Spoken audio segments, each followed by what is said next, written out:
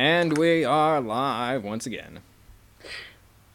We are live here, and we are going to be commentating on the nightclub. The nightclub. Whoa, that was loud and out of nowhere. Jesus Christ. Before we start, I'd just like to say there's a comment on this track by Geek Fox who said, I'd love to see a collar, which I assume is collab, between you and OTDE.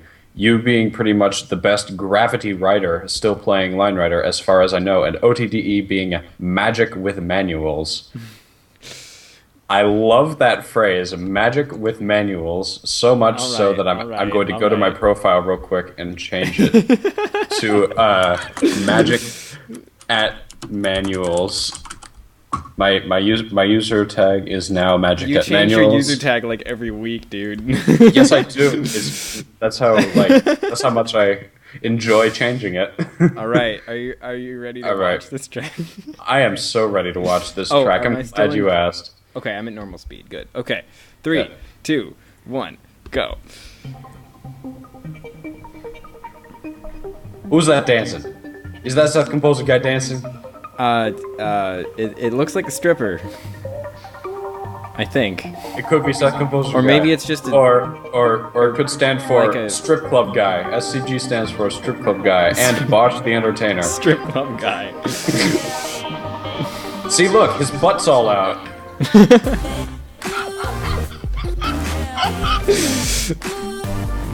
Anyway, dense.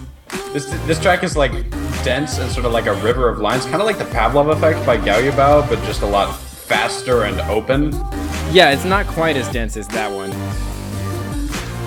Yeah, and it's a lot of the lines have a larger length. They're not as like dotty as the Pavlov effect had.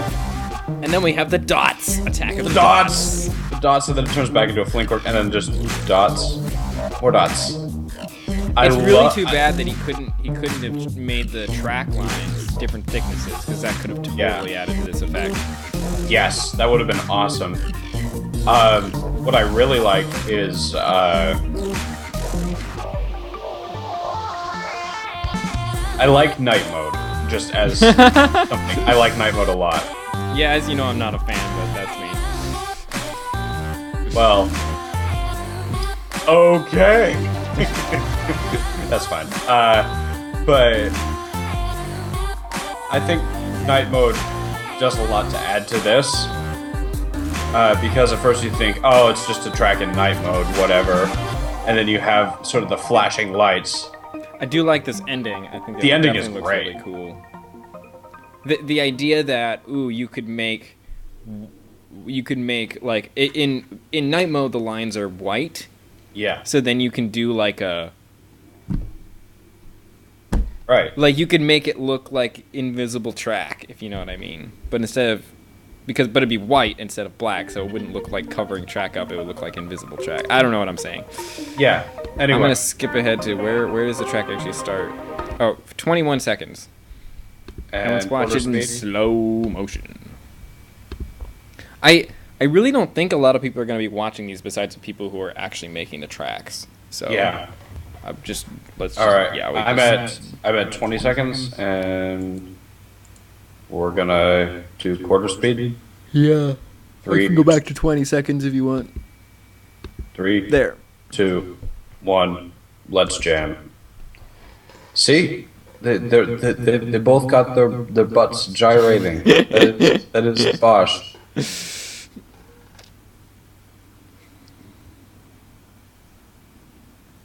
You know what Bosch stands for, right? It stands for booty out super hard. Congratulations. All right. I have no words for that. Bosch is jamming, man. Bosch has his Bosch. All right. Related, this track is very much just like sort of this stream of lines, and probably one of my biggest problems with this track is that there's nothing that's consistent or sticks around long enough to hold my attention. Yeah, that's true. That's true. One of the things I really liked about Blitz is that it would have these moments where it would pop, stop, move, slow down, and this just feels like this constant like stream of stuff in the beginning. I think the opening is like fun movement wise, but other than that, it's just kind of same old. It's very LRA because Yes. it's like not every frame, but it's like there's no space.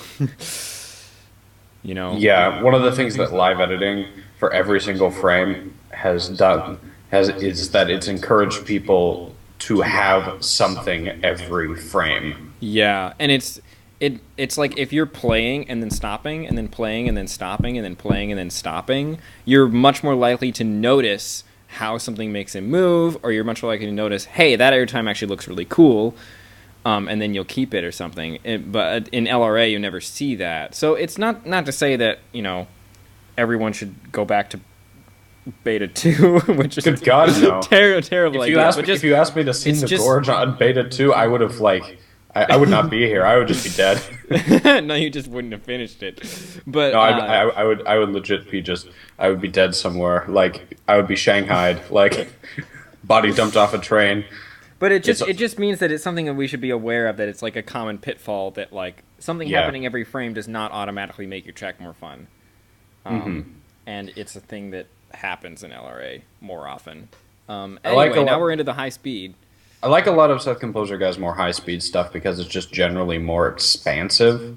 Yeah. And it feels a lot more like River of Lines. What he does, I think, better than a lot of other Fling Corks is that he has these moments where both the rotation and the speed will be sort of constant, and so you'll have this moment of hesitation right before he dives into a big moment, and that feels viscerally a lot better than just ba-da, ba-da, ba-da, ba-da, drum and bass, ba-da, ba-da, right? I have to... Okay, I have to comment on these dots, because...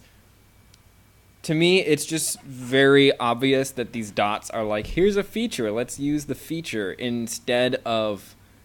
It's drawing attention to, now you can make 3 times dots in LRA, instead of what I think it was going for, which is like, let's create a world where there's like flashing lights everywhere and stuff. It's very limiting to have them only, like, I'll just say it again, I guess. It's very limiting to have them only in scenery, and that you can't, and that no scenery is added to the actual existing track lines, because then it's very easy to tell what's track and what's not, you know? Yep.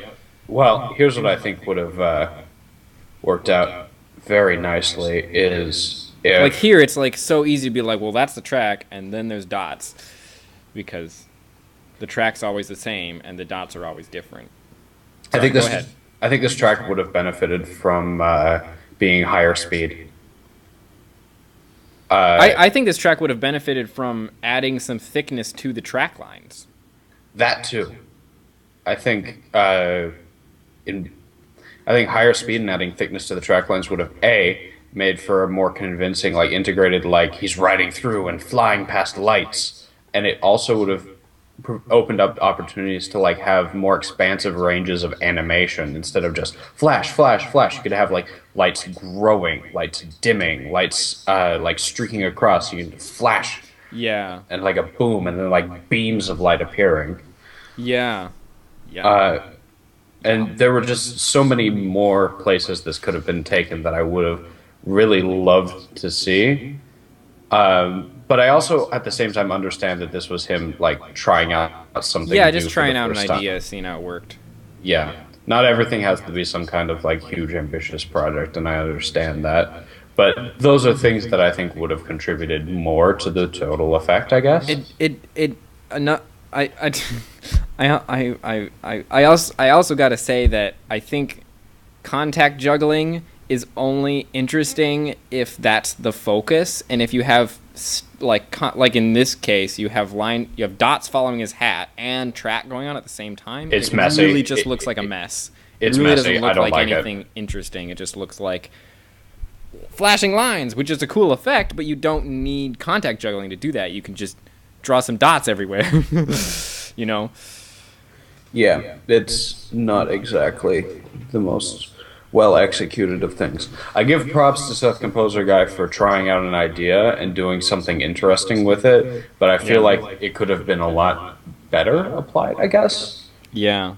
So yeah, that's where I stand. Cool idea, could have done a lot more. And full disclosure here, for me, it's like 90% of the time I was watching this, I was just like, night mode. And that was like all I was thinking about. It's like, the lines are white, what? Which is like, it made it, like, I didn't even realize there was contact juggling happening at all until like now when we were watching it at quarter speed. Huh. So. There we have it. So that's just in the interest of full disclosure, night mode is distracting for me. Unless it's like introduced like very slowly, like Knight Rider. Well, Knight Rider is not even like introduced, it's just like bam, there it is. Well, but then you get like 10 seconds to stare at it before something starts happening. And then it like and then it starts happening really slowly, you know, and so then like the heavens. All right. So for that one, I was like, you know, give you some time to adjust, you know. In general, I'm a fan of taking that approach because people who haven't played Line Runner before are going to react that way to every track, but that's also just me. All right. I know that not everyone has that opinion. I think we'll do it. Cool. For the nightclub. Cool. This has been review number 3. Hope you enjoyed. Well, I don't know if enjoy is the right word. Hope you learned from our discussion of this track, SCG. I hope you return and make more. Yes, please. Yes, please. Okay. Thanks.